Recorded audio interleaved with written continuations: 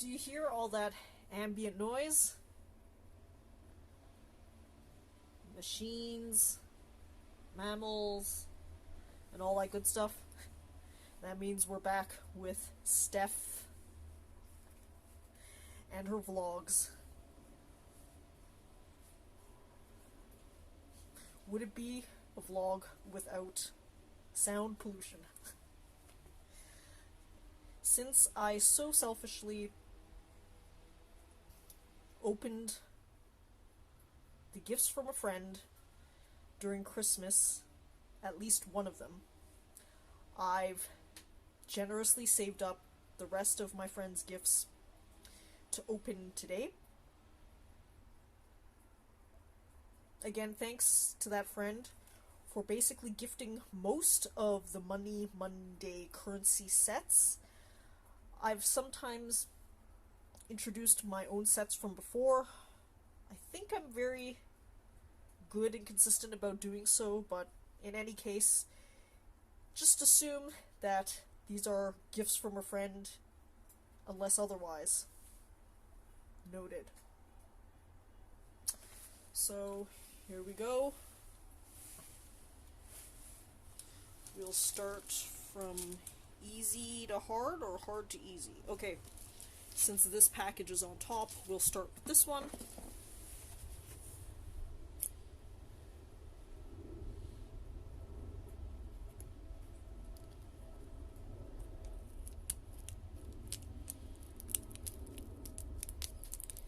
The ASMR sound of scissors. Could this one have been sticky opened? This is one of those cut open ones. It is what it is. Cut a little more before I peek inside. Before we peek inside. Can I slip it out? Yet. Almost. Almost. Oh.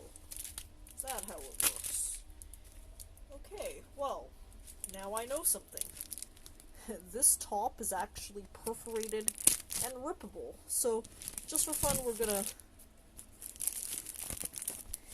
ASMR this the whole way.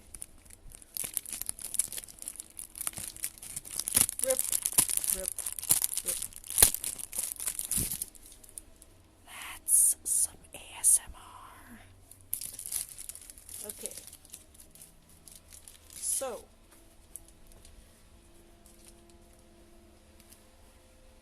this is something I've often been called in my life.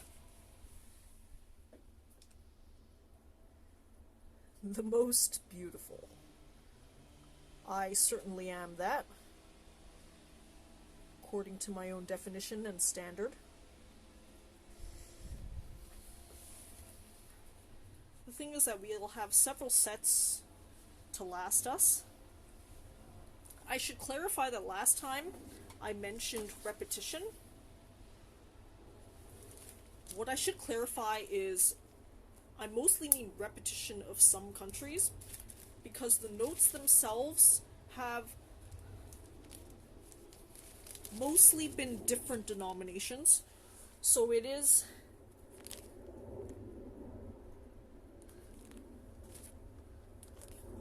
still a fun exercise, as always, even if it were exactly the same note from the same country. It could be a different issue date, year, so as for me, it's always fun. Now we've got one box left. What I'm going to do is unbox all of the gifts today, and then slowly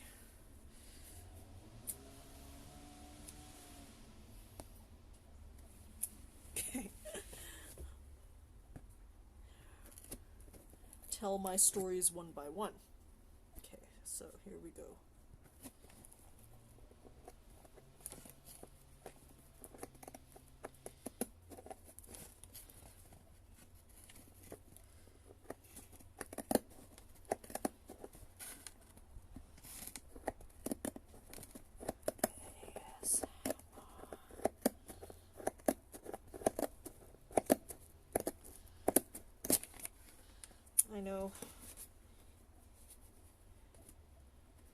last year starting should have been the year that I actually mic'd up the proper ASMR mic, but I also am lazy. Sometimes just creating content is king for me. Ooh. Ah. We're going off on a side tangent here. Ooh, ooh, ooh, there we go.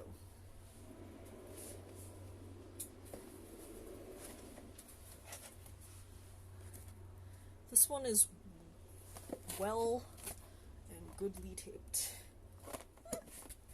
Alright. More we're going to cut through while I advertise for, sadly, only the second richest man in the world, Jeff Bezos.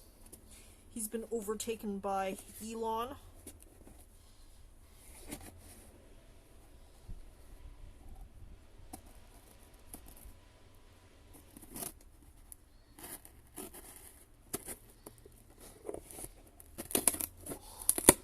On what I think is largely emotional speculative trading, but hey. Anyone who can convince people that way, all the more power to them.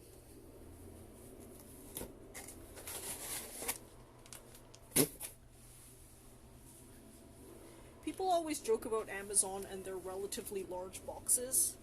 To be fair to them, from these currency gifts I've received, this one has been the only one that's maybe been overly boxed to prevent shifting and sliding.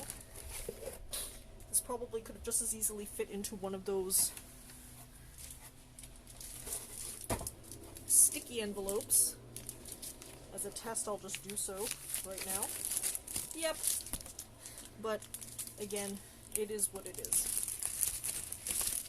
They've been mostly good. So this set is 100 bills. So we got 50 that we started last vlog, 100. Okay. And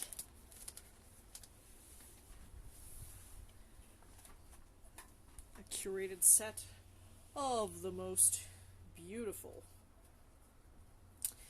I think maybe we'll go through the most beautiful for a little bit, because I am most intrigued by what would be considered most beautiful. We've cataloged our share of different currency in this series, and to me, most beautiful would be the ones with wild animals on them. Incidentally, you might recall that there was such a set, the wild animal set, a little while back. I think I titled it the Darwin Awards. Okay. Rule 1 of artifacts is for mint rares, which these all are, we glove up. We glove up because it keeps these mint rare artifacts of history in good condition. What do you mean artifacts of history? Yes, currency is an artifact of history, culture,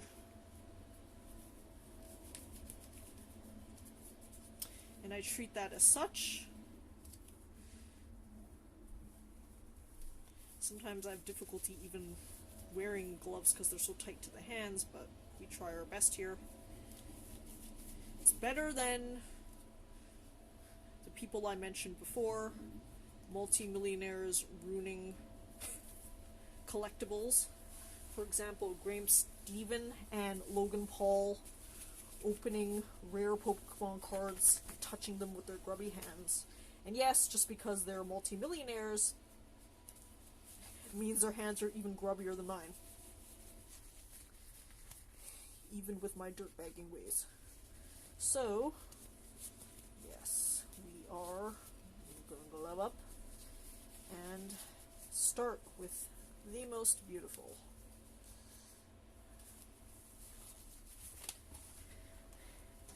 They also have included an animal on their most beautiful postcard. So they must agree with me that animals are the most beautiful in a certain way. So, we will start from the top. The top is Banco de Brazil, and I think this is yet to be the beautiful side, unless in someone's humble opinion this man is beautiful.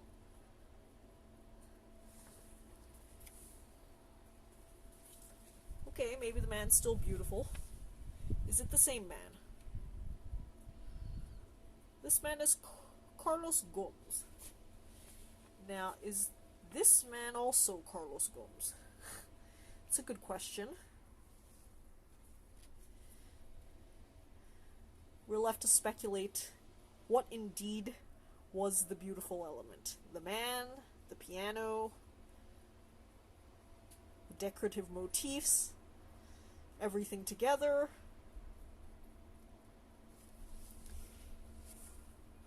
Then in my humble opinion, most of the notes in the animal collection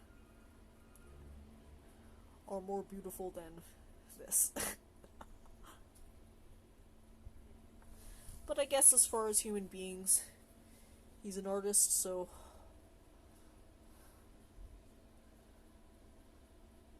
I'll support my fellow artists and musicians. Okay.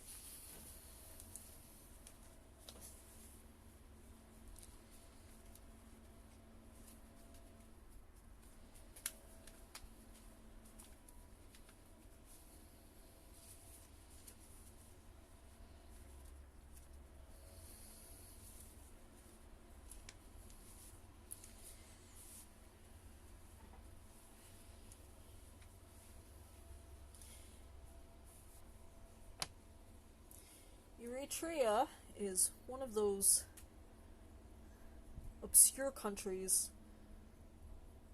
along the Suez Canal up into the Arabian Peninsula that I passed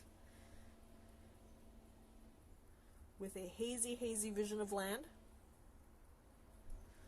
Along that route, the captain was obliged by international law to warn us of the risk of pirates through the Suez and the Arabian Peninsula. Okay. He joked that he was obliged to warn. Maybe he made that story up for extra Indiana Jones adventure cred. I think by most beautiful they're obviously referring to people.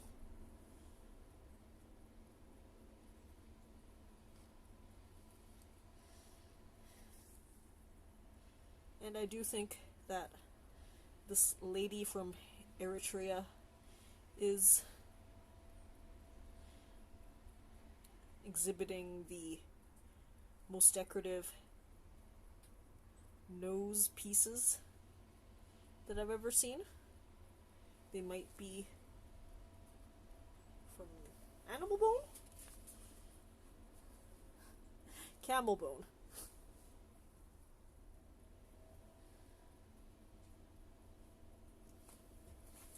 Is that better for the light? Yes, maybe. Maybe. Yes. Whoever curated the set obviously thinks Brazil is a beautiful country, and it is. Home to such beauties as Adriana Lima, Victoria's Secret model.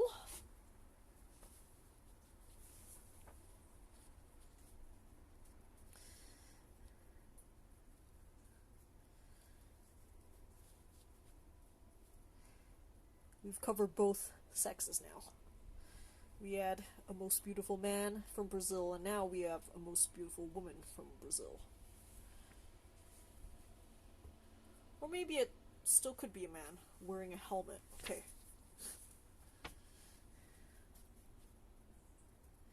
Either way,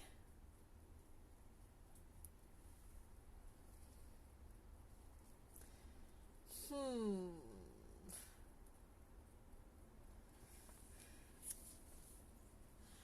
trying to understand what they mean by beautiful. I think they use many definitions for beautiful.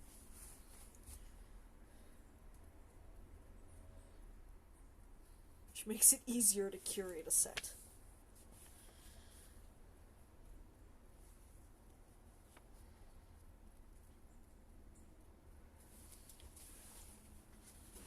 Ooh.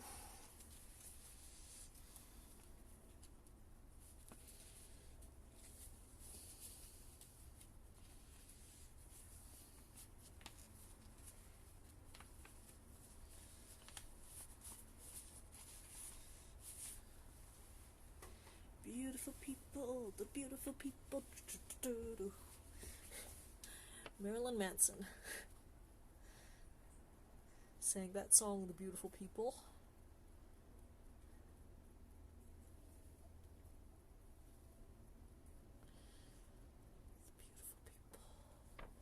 The beautiful people of Peru. Okay, well.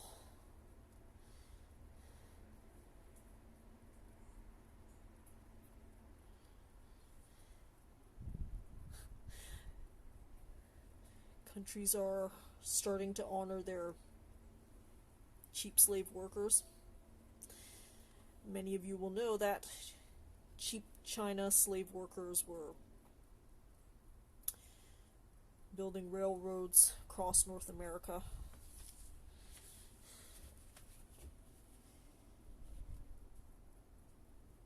Although there's a contention. Technically, they were being paid.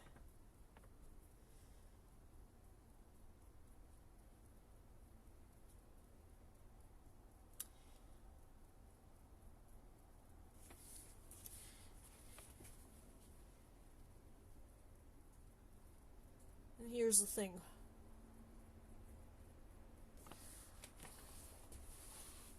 With all of our advancements in freedom and choice, what do you do when you're being paid less than what you can live on reasonably in this life? That's a really difficult question to answer, and one that I've offered, which seems morbid, but I think is patently true, is you have to actually realize what games are being played by world currency, even the most beautiful bills.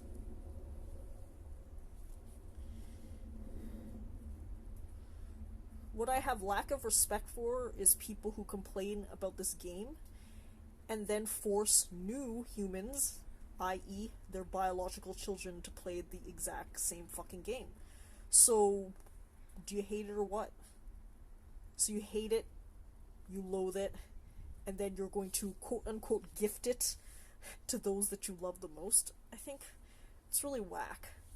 So if you hate the game so much and you feel like you're being paid less than you can to live, think of maybe whether that is the game that we live in.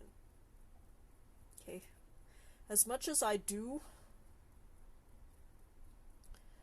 encourage people to take some responsibility over their actions, I've also been very clear to recognize that many things are out of your control, and actually the true power is knowing the difference between the two. So sometimes you gotta recognize the game being played. Someone this morning messaged me about Canada's crazily expensive housing market. And I agree that it's been this way for decades. So then the question becomes, what do you do knowing that? If you even trust the opinion of experts, they think that this asset called a house has been overvalued by at least 40 to 50%. So knowing that, what do? Do you work a wage slave job to afford it? Or do you actually try all of the other options available that might possibly offer you some more degrees of freedom? For example, I know many people who could technically live with their parents for free or very little pay, if only they were willing to recognize that you owning your own house ain't necessarily the definition of success. Now, of course, consumerism wants you to think that so that you'll work the shitty job to pay for the shitty house. But if you have largely seen past that game, then you'll know that you actually have some options available to you.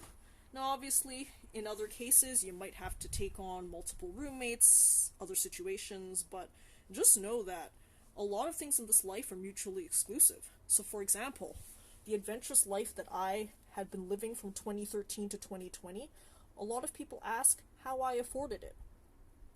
Well, fuckface, how I afforded it is I lived with my mom, and I saved every single dollar while living with my mom to go towards traveling, okay?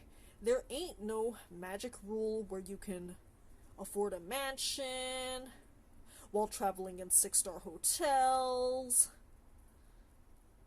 okay? Often I was able to recreate that type of billionaire experience by being creative, so that sleeping homeless on a beach in Monaco was just as good as those billionaires on a yacht, because we had the exact same fucking view of the early morning sunrise across the bay. Aquamarine. But here's the thing.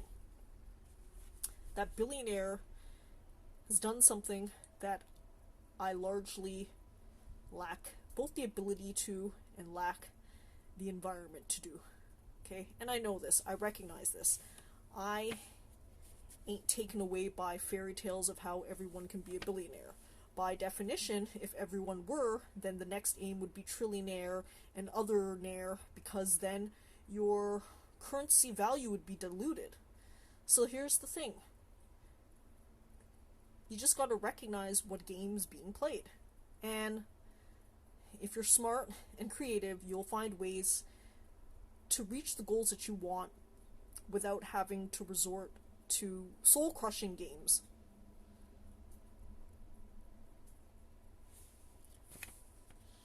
Did I go through this one twice already? This man's funky glasses are throwing me off. We'll do it a third time for good measure, if that's the third time.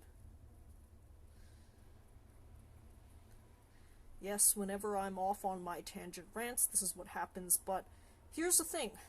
On YouTube, there tends to be a lifestyle component where everyone's trying to sell you on, look how good I am, look how awesome I am. I'm the one who will have those same experiences, but also remind you that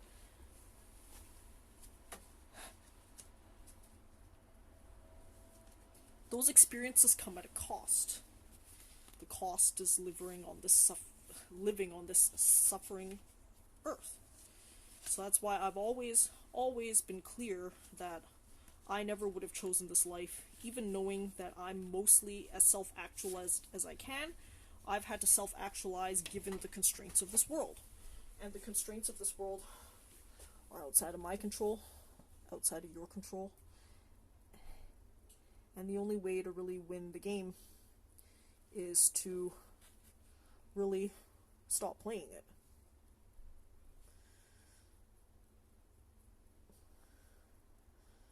The thing you might have noticed is that I really beat my own drum. Huh. war-torn Iraq is in someone's eyes the most beautiful. So beauty is in the eye of the beholder. What about this bill is particularly beautiful? Is that a young Saddam? This person might have a morbid sense of humor. Here's the thing that I'll leave you with. What is this game all about?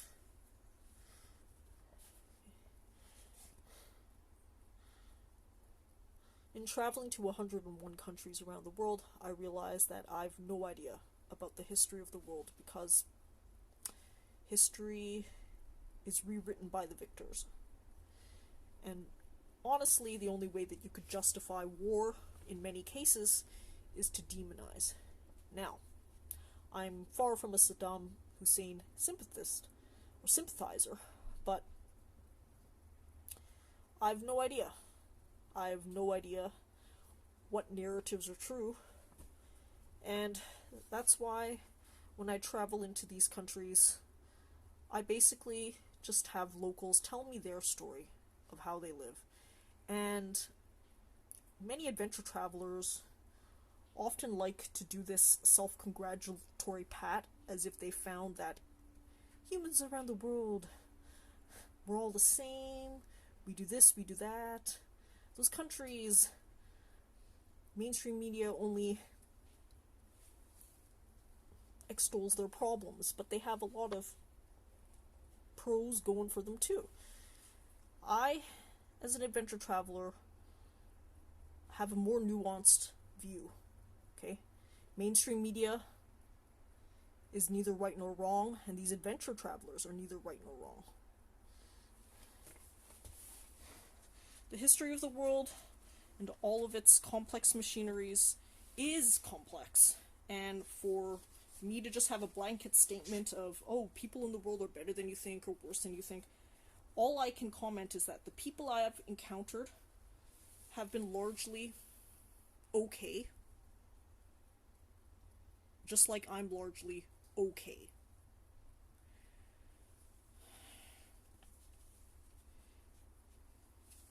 That's about all I can say, though. Is that a reason for someone to become an adventure traveler?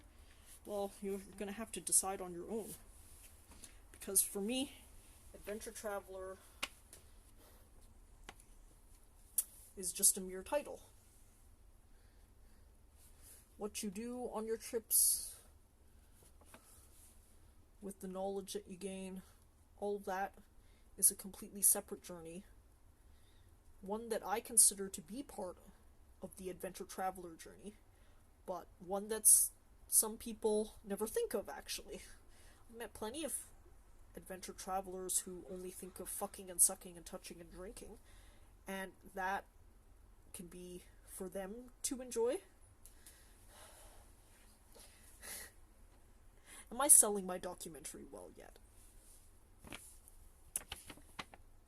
Okay, the other countries you could read where they were from.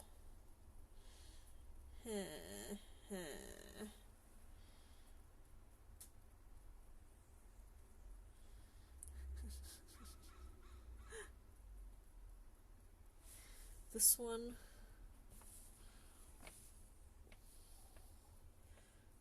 we're gonna have to go with our favorite ex-Soviet bloc.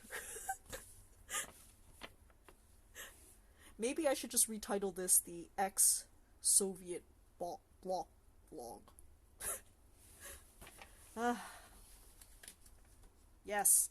Okay, since I took up some time to unbox this week, next week's will be more bills. More bills. Bills on Monday, Mondays.